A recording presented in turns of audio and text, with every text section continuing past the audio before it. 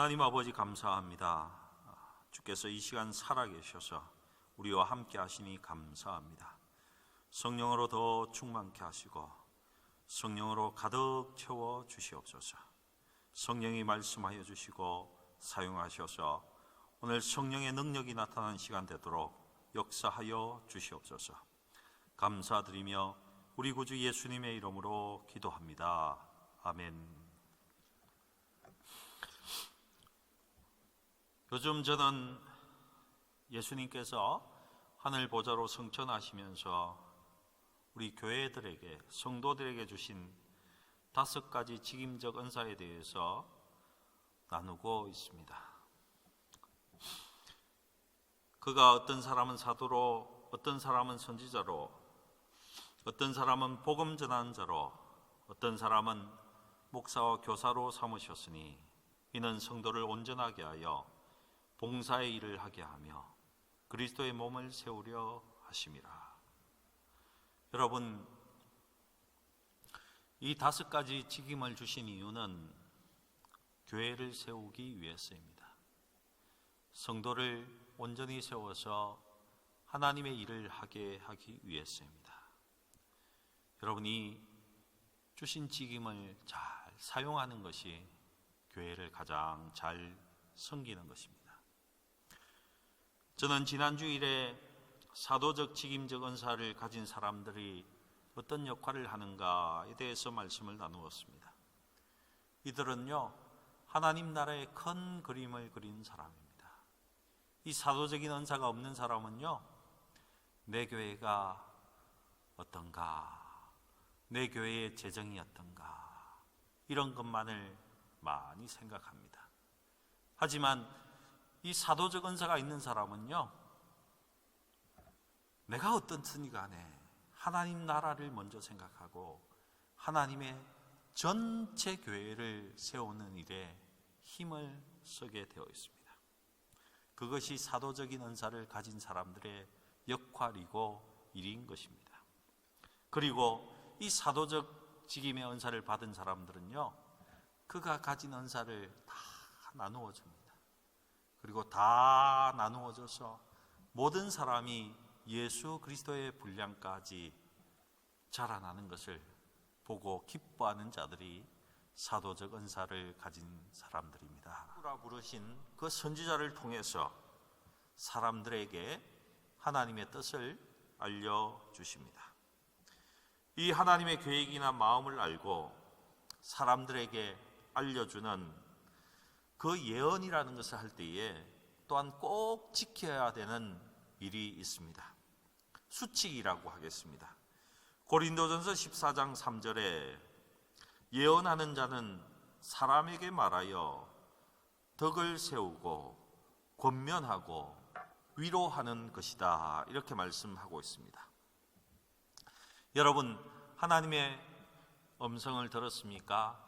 하나님의 뜻을 보았습니까? 그렇다면 그것을 말씀하셔야 되는데요, 덕을 세워야 한다고 말합니다. 그 말을 할 때는 꼭 덕이 세워져야 한다고 알려주고 계십니다. 덕을 세운다는 것은 집을 세운다는 말입니다. 덕을 세운다는 말은요, 교회를 세운다는 말입니다. 여러분, 하나님께서 알려주셔서 알고 있더라도 교회에 덕이 되지 않으면 말하지 않는 것이 좋습니다. 그리고 말씀하실 때는요, 꼭 덕이 되도록, 교회가 세워지도록 말씀하시기 바랍니다. 특별히 무례한 태도로 말씀하지는 마시기 바랍니다. 사람들은 종종 나는 맞고 저 사람 틀렸다 라고 하는 흑백 논리의 주장을 하고 사고를 하고 말할 때가 있습니다. 저 사람은 지금 거짓말을 하고 있습니다. 저 사람은 분명히 내가 볼 때는 거짓 행동을 하고 있다고 확신했을 때에 여러분, 우리 속에서 터져나오는 그 무엇이 있습니다. 무례함이 있습니다. 아나무인으로 언행하는 나의 모습을 볼 수 있지 않습니까? 여러분 조심하셔야 합니다. 그러니 하나님께서 내게 알려주셨다라는 그 믿음이 있을 때에 얼마나 내가 잘못하면 무례히 이야기하고 너무나 안하무인격으로 이야기할 수 있겠습니까? 여러분 부탁드립니다. 이렇게 말씀하시기 바랍니다. 하나님께서 당신에게 이렇게 이야기하라고 하십니다. 하지만 이 이야기는 다른 분에게도 한 번 더 확인해 보시고요. 또한 성도님께서 꼭 한번 하나님께 기도하셔서 더 정확하게 확인해 보시기 바랍니다. 여러분 이렇게 말씀하시는 것이 좋습니다. 왜 그렇습니까? 여전히 우리가 이 세상 사는 동안에는 육신을 입고 살아가는 어쩔 수 없는 인간이기 때문에 그렇습니다. 그리고 복음 전하는 자, 전도자가 있었습니다. 여러분 이 복음 전하는 자는요,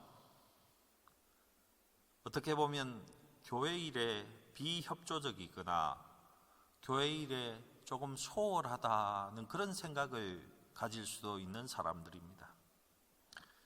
여러분 특별히 목회자들은요, 자기가 맡긴 일이나 교회 일에 아주 협조적으로 보이는 사람을 그 사람이 정말 믿음이 좋다, 신실한 사람이다 이렇게 표현합니다. 예를 들면요, 선교 바자회를 합니다. 다 같이 함께 나와서 음식을 만들고 함께 물건을 팔았습니다. 함께 모여서 일했습니다. 근데 그때 전도자들은요, 그곳에 잘 보이지 않을 수도 있습니다. 이 전도자들에게는요, 나가서 복음 전하는 것이 큰 기쁨이기 때문에 그런 교회 일에도 있음에도 불구하고 나와도 일은 그렇게 기쁨이 넘치지 않습니다. 하지만 밖에 나가서 복음을 전하고 예수를 전할 때에 그 사람들은 최고의 기쁨을 누립니다. 이 사람들이 전도자입니다. 이 전도자들은요, 가장 큰 기쁨은 여기에 있습니다. 자기가 전한, 예수를 전한 그 사람, 복음을 전한 그 사람이 교회로 나와서 세례를 받고 한 사람의 성도로 세워지는 것을 보면요, 이 전도자들은 그 기쁨이 너무너무 흘러넘치는 사람들입니다. 제가 목회하는 가운데 이런 일이 있었습니다. 제가 아는 그 집사님은요, 교회 일에 잘 참여하지 않는 것처럼 보였습니다. 심지어는 한 번씩은 교회 예배에도 참석하지 않을 때가 있었습니다. 근데 제가 한 번은 어느 대학에서 인터내셔널 교회를 한다고 해서 그 창립 예배에 초대가 되어서, 초청이 되어서 섬긴 적이 있습니다. 그때 그 일을 하시는 선교사님인, 제가 볼 때는 교회 일에 열심이지 않은 그 집사님, 그래서 예배에도 한 번 정도 빠지는 그 집사님을 정말 크게 칭찬을 하시는 것입니다. 제가 볼 때는 그렇게 신실하지 못했다고 생각했는데 이 선교사님은 입이 닳도록 정말 칭찬을 하시는 것입니다. 목사님, 그 집사님이 얼마나 헌신적인지 아십니까? 역시 목사님이 섬기시는 그 교회의 집사님은, 성도님은 정말 다르더군요. 뭐 이렇게 칭찬을 하신 것입니다. 근데 제 속에 참 이상했습니다. 왜 저렇게 칭찬하시지? 뭐 때문에 칭찬을 하지? 그때 이 선교사님이 이런 이야기를 하십니다. 저희 대학생들을, 특별히 외국에서 온 대학생들을 물심양면으로 최선을 다해서 저 집사님이 얼마나 잘 섬기신지 모릅니다. 그 집사님은 그 대학에 다니는 인도네시아, 중국, 베트남 동남아시아에서 온 이 학생들을, 특별히 예수를 알지 못하는 그 사람들에게 그의 모든 것을 바쳐서 전도자로서의 헌신을 하고 있었던 것입니다. 그는 그 교회가 설립되는데 최고의 헌신자였습니다. 사랑하는 성도 여러분, 목회자가 범하는 오류 가운데에 이런 오류가 있습니다. 내 눈에 보이지 않으면, 내 마음에 맞게 일을 하지 않으면 그 사람은 신앙이 없는 사람이다, 신실하지 못한 사람이다, 이렇게 생각하는 경향이 있습니다. 여러분, 하나님은요, 그가 어떤 성향의 사람인지, 어떤 직임에 가장 정확히 맞을지 가장 잘 아시고 한 사람 한 사람마다 직임적 은사를 하나님께서 선물로 주셨습니다. 그때 그 집사님의 일을 보고는 제가 알았습니다. 전도자들의 성향은 밖에서 무엇인가 해야만 하는 사람이구나. 밖에서 그리스도를 위해서 복음 전하는 일에 그들이 최선을 다해야지 그들의 인생에 가장 큰 기쁨을 누리는 사람들이구나. 이런 것을 하나 알았고요. 또 하나는 내 눈에 보이지 않아도 하나님께서 주신 은사대로 우리 모든 성도들은 최선을 다해서 잘 섬기고 있구나 하는 것을 제가 알았습니다. 여러분도 그렇게 아시기 바랍니다.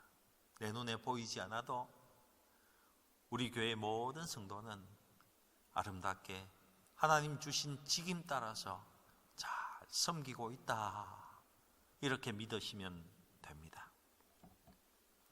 그리고 교사에 대해서도 함께 나누었습니다.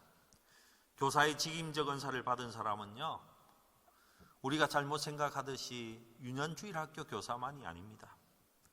성도 전체를 말씀으로 양육할 수 있는 직임을 맡은 사람이 교사, 성경 교사입니다.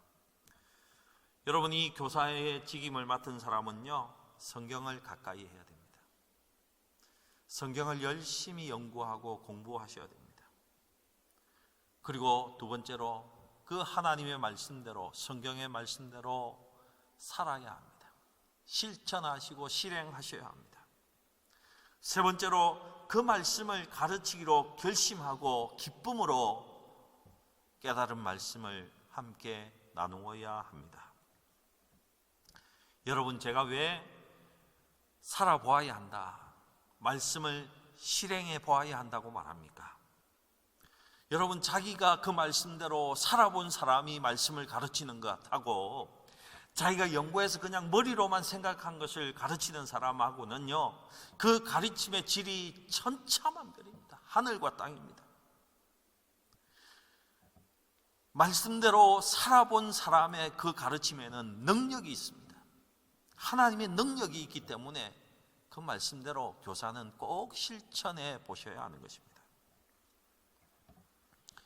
오늘은 다섯 번째로 이 직임들 가운데에 목사, 목자에 대해서 말씀을 나누려고 합니다. 이 목사라고 번역된 헬라 말은요, 포이멘이라는 단어입니다. 이 포이멘은 동사로는요, 돌보다, 치다라는 뜻이 있습니다. 그리고 명사로는요, 목자, 양치기, 이런 뜻을 담은 단어입니다.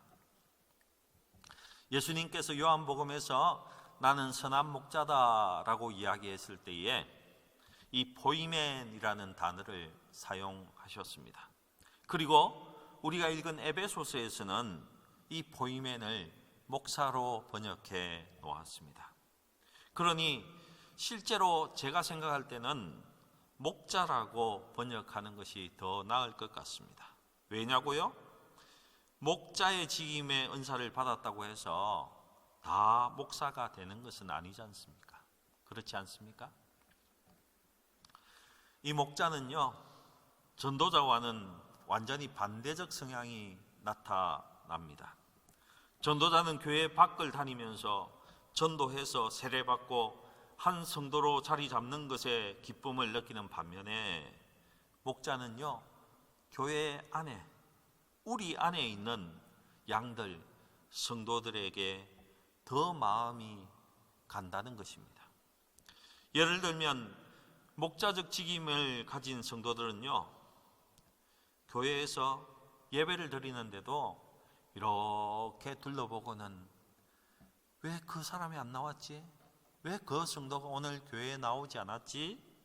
이런 생각을 한다는 것입니다. 설교가 진행되는 가운데에서도 내가 나가서 한번 전화해 봐야 되나? 이런 생각이 강하게 드는 성향이라는 것입니다. 그러니 여러분, 이런 분들이 교구장, 구역장, 부장, 집사님 이런 것을 딱 맡으면 좋은 직임인 것입니다. 여러분, 초장의 양떼들이 병들면 누가 치료해 줍니까? 양들이 자기들끼리 약을 발라주고는 치료합니까? 아닙니다. 목자가 치료해 주지 않습니다. 따라서 목자의 직임이 있는 자들은요, 치료해 주는 은사, 상담해 주는 은사가 있습니다.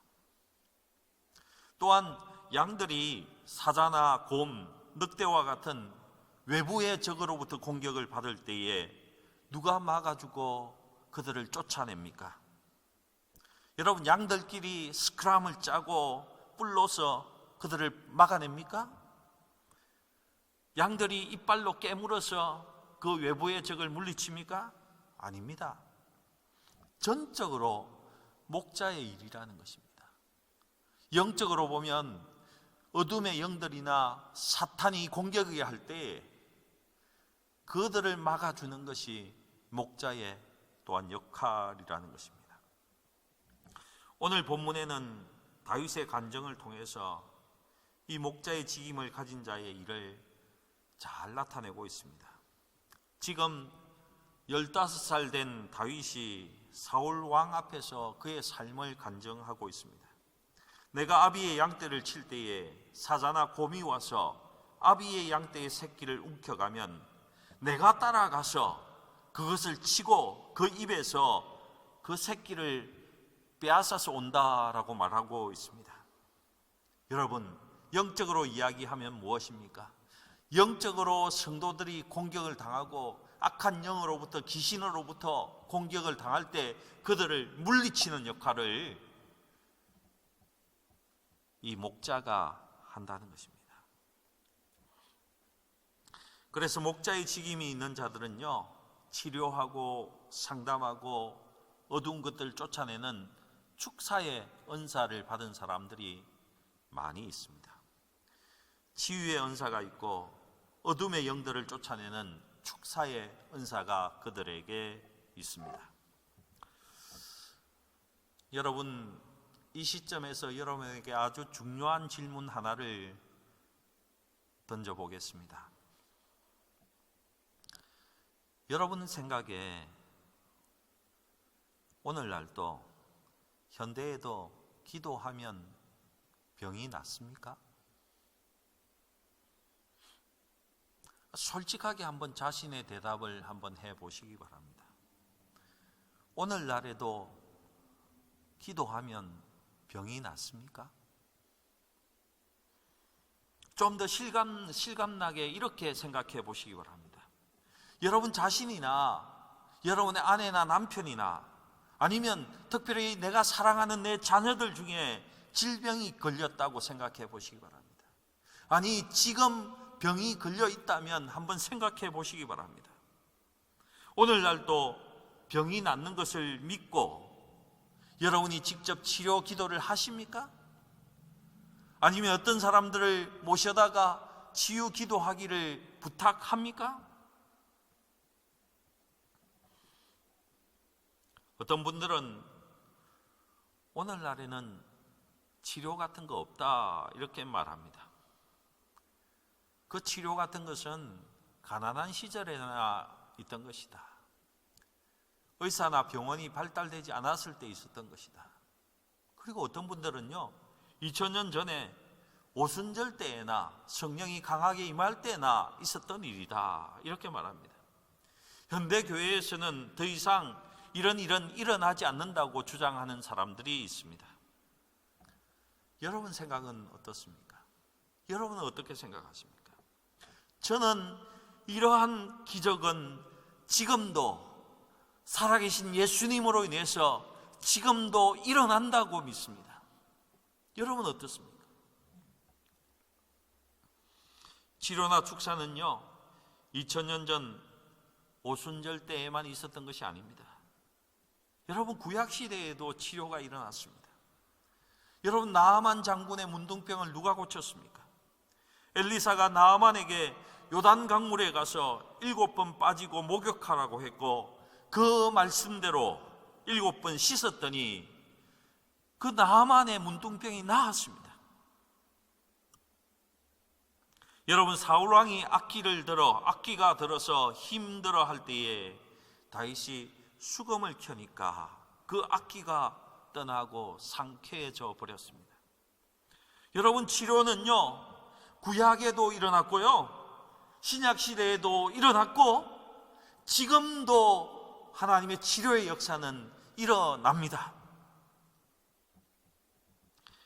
그렇다면 왜 기도하면 병이 낫습니까? 첫째로, 의사 되신 하나님께서 모든 병을 고치시겠다고 우리에게 약속하셨기 때문입니다.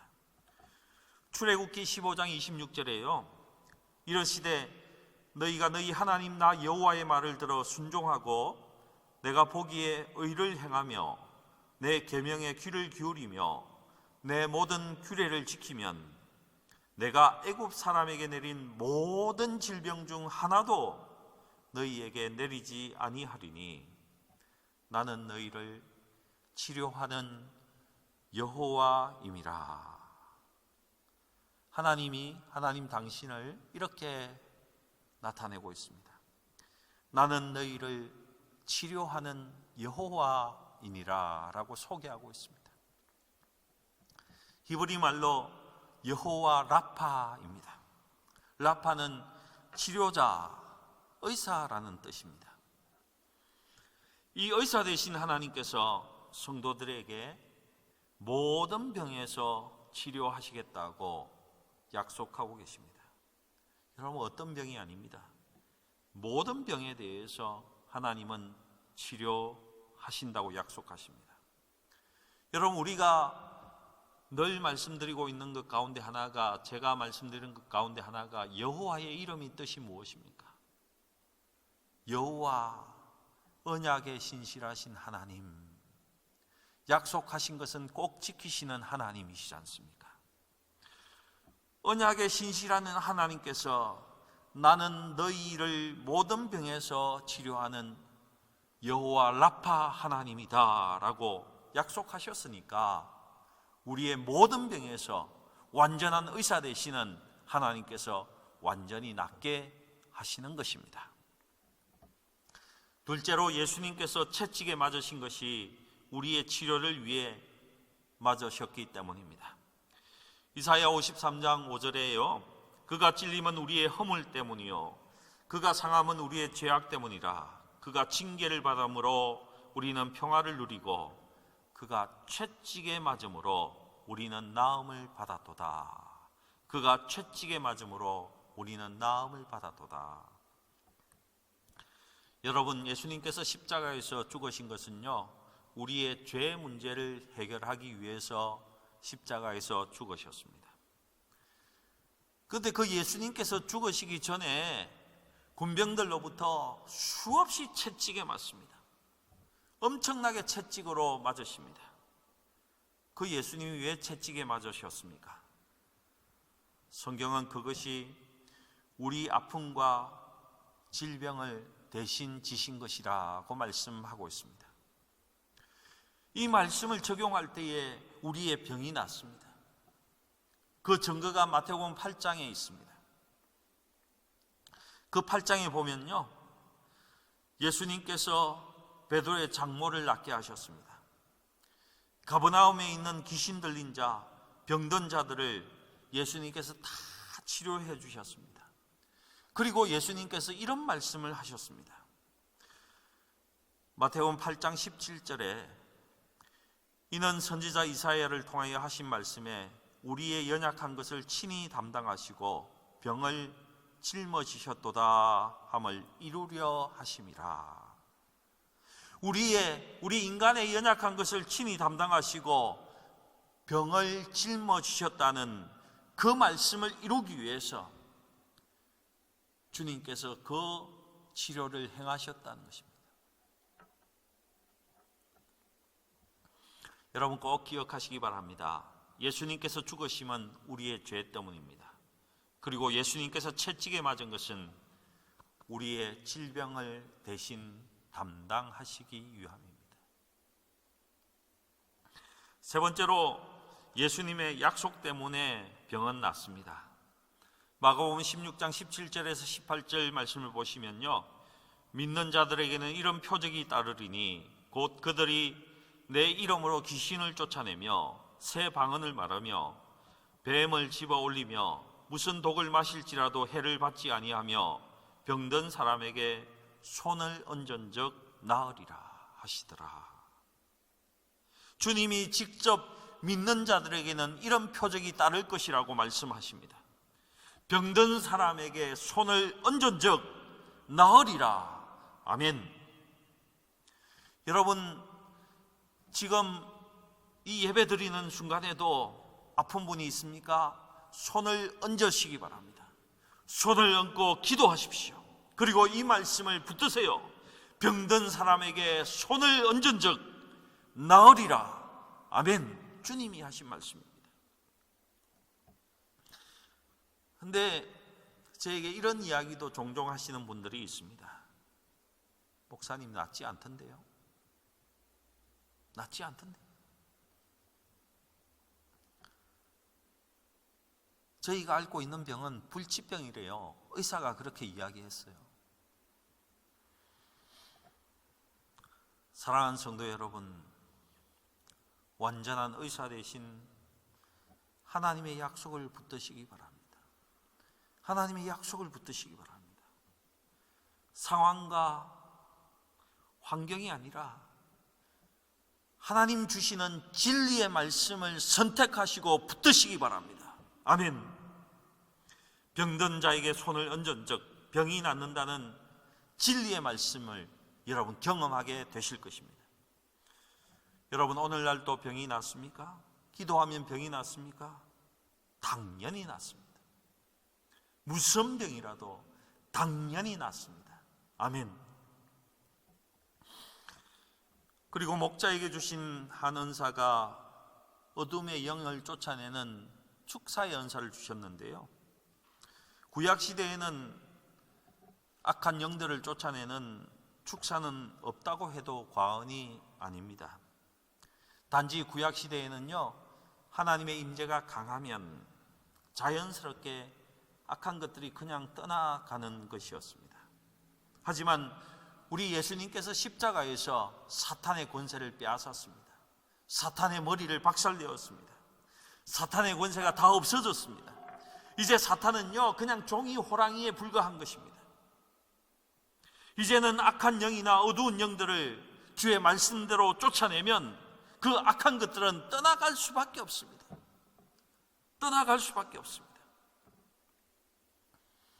여러분, 이때에 우리가 사용할 무기가 굉장히 많습니다. 오늘은 그 중에서 세 가지만 여러분에게 말씀드리겠습니다. 예수 이름의 권세가 있습니다. 예수야 흘리신 그 보혈의 권세가 있습니다. 예수의 피의 권세가 있다는 것입니다. 그리고 성령의 불이 어둠의 영을 물리치는 무기입니다. 마가복음 16장 17절에 믿는 자들에게는 이런 표적이 따르리니 곧 그들이 내 이름으로, 예수 이름으로 귀신을 쫓아내며 새 방언을 말한다, 이렇게 말씀하고 있습니다. 여러분, 왜 예수 이름 앞에 어둠의 영들이, 악한 것들이 떠나갈 수밖에 없습니까? 왜 쫓겨납니까? 예수의 이름에 하늘과 땅의 모든 권세가 있기 때문에 그렇습니다. 마태복음 28장 18절 말씀에 예수께서 나와 말씀하여 이르시되 하늘과 땅의 모든 권세를 내게 주셨으니, 예수님께 다 하늘과 땅의 권세를 주셨습니다.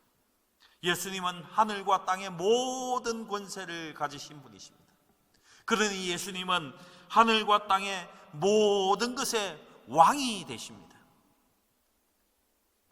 그러니 우리가 예수의 이름으로 명령할 때 예수님 권세 아래에 있는 모든 것들은 다 움직이고 그것에 순종할 수밖에 없습니다.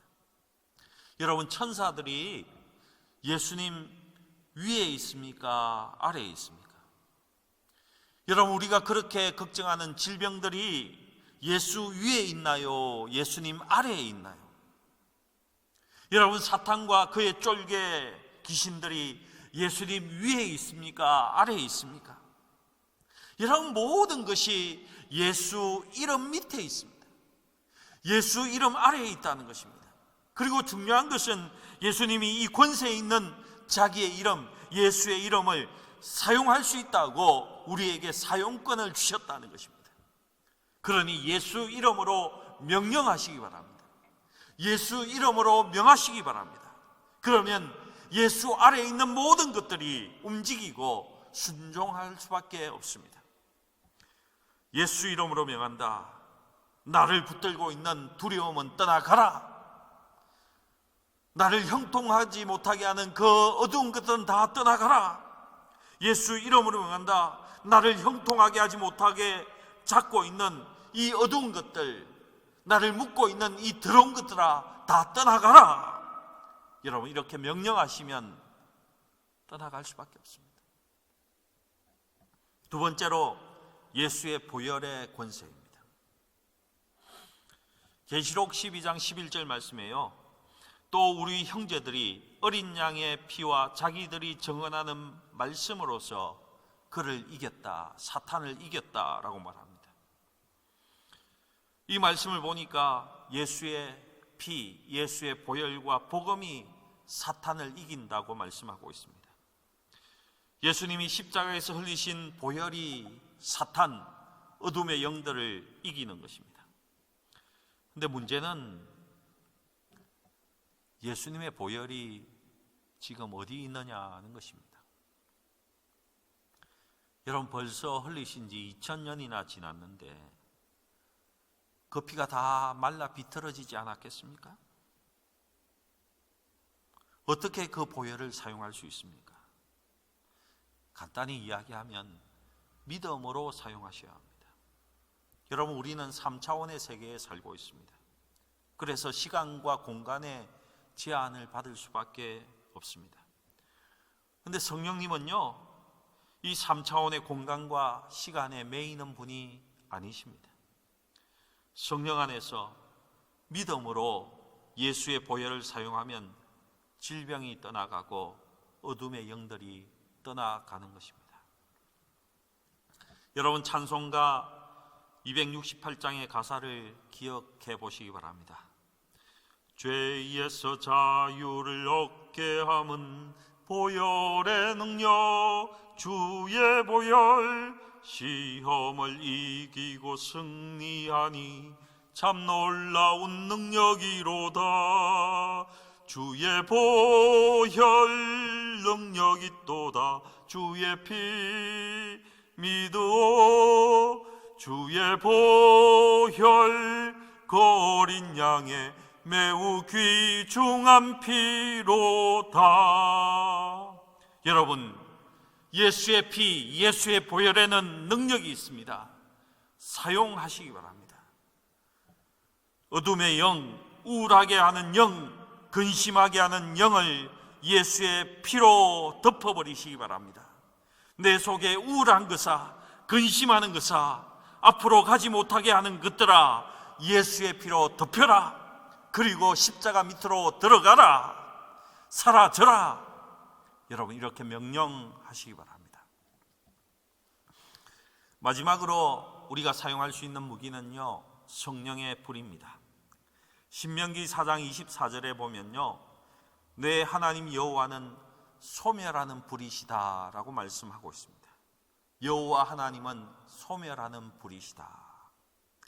레위기 9장에 보면 아론과 그의 아들들이 제사장으로 위임을 받은 후에 백성을 위해서 속죄제와 번제를 드리자 불이 여호와 하나님께로부터 나와서 그 제단 위에 있던 번제물들을 다 태워버립니다. 하나님으로부터 나온 불입니다. 레위기 10장에는요, 나답과 아비후가 술을 마시고는 성소에 들어와서는 하나님께서 명하시지 않은 다른 불을 가지고 그 제단에 드렸는데요, 그때에도 불이 여호와로부터 하나님으로부터 나와서 나답과 아비후를 태워서 죽였습니다. 그런데 그들을 장사할 때 모습을 그려내고 있는데요, 이상하게도 그들의 옷은 태워지지 않았습니다. 몸만 타버렸습니다. 여러분, 하나님의 불은 태울 것만 태우시는 불인 것입니다. 여러분, 성령의 불은 우리의 죄를 소멸하는 불입니다. 우리의 죄를 타고 들어와서 우리를 망하게 하고 앞으로 가지 못하게 하는 더러운 영을 소멸하는 불입니다. 여러분, 우리 안에 있는 질병을 소멸하는 불이 성령의 불이요 하나님의 불이십니다. 여러분, 질병 가운데 암세포만 골라서 태우고 암세포가 아닌 것은 태우지 않는 불이 하나님의 불이십니다. 태워야 할 것만 태우시는 그 하나님의 불이시라는 것입니다. 여러분, 마지막으로 이제 함께 기도하십시다. 여러분, 병든 사람이 있으면 손을 얹고 기도하십시다. 나에게 아픈 곳이 있으면 손을 그곳에 얹고 함께 기도하십시다.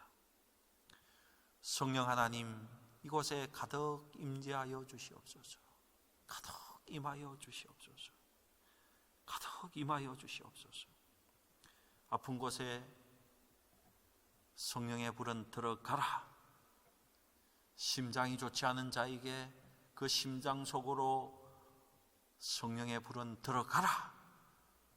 혈액이 병에 있는 자에게는 혈액 속으로 성령의 불이 들어가라. 예수의 보혈도 그 속으로 들어가라. 예수의 보혈 들어가.